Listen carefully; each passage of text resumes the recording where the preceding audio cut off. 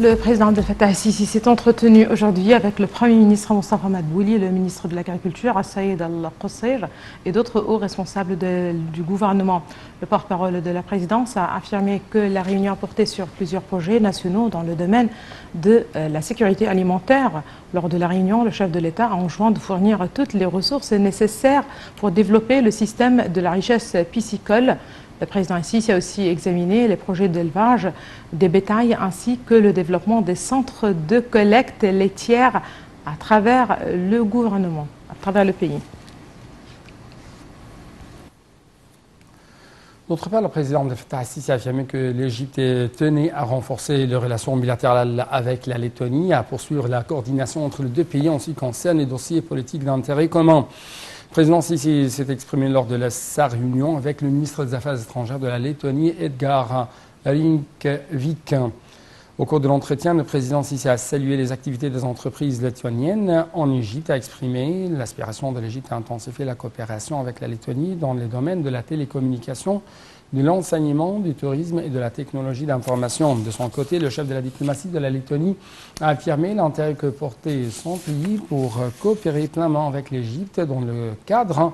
du rôle primordial joué par l'Égypte dans le Proche-Orient et dans le continent africain. La réunion a été également examinée, plutôt axée sur un nombre de dossiers régionaux internationaux, outre les défis que confrontent, ou plutôt auxquels sont confrontés les pays africains, européens à leur tête, l'immigration clandestine et le terrorisme qui exige une coordination entre les deux pays dans le but de résoudre ces défis à partir d'une vision commune. La réunion a également porté sur les derniers développements survenus dans la crise de la Russie et l'Ukraine et ses néfastes répercussions sur l'économie mondiale. Le ministre des Affaires étrangères, Sameh Shoukry, s'est pour sa part entretenu ce matin avec son homologue letton, Edgar Rinkēviks, en visite actuellement en Égypte. Les entretiens ont porté sur l'augmentation du volume d'échanges commerciaux entre les deux pays, ainsi que sur un nombre de questions internationales et régionales d'intérêt commun.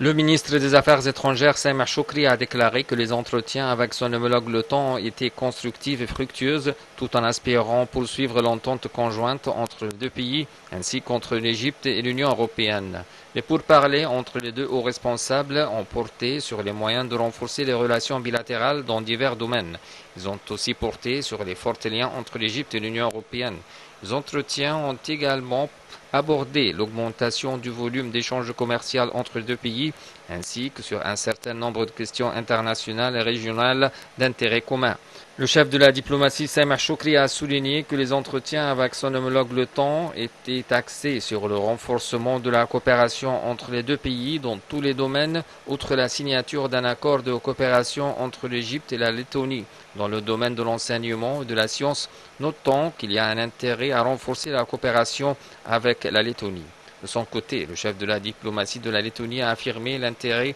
que porte son pays pour coopérer pleinement avec l'Égypte, notamment dans le cadre du rôle primordial joué par l'Égypte dans la région du Proche-Orient et dans le continent africain.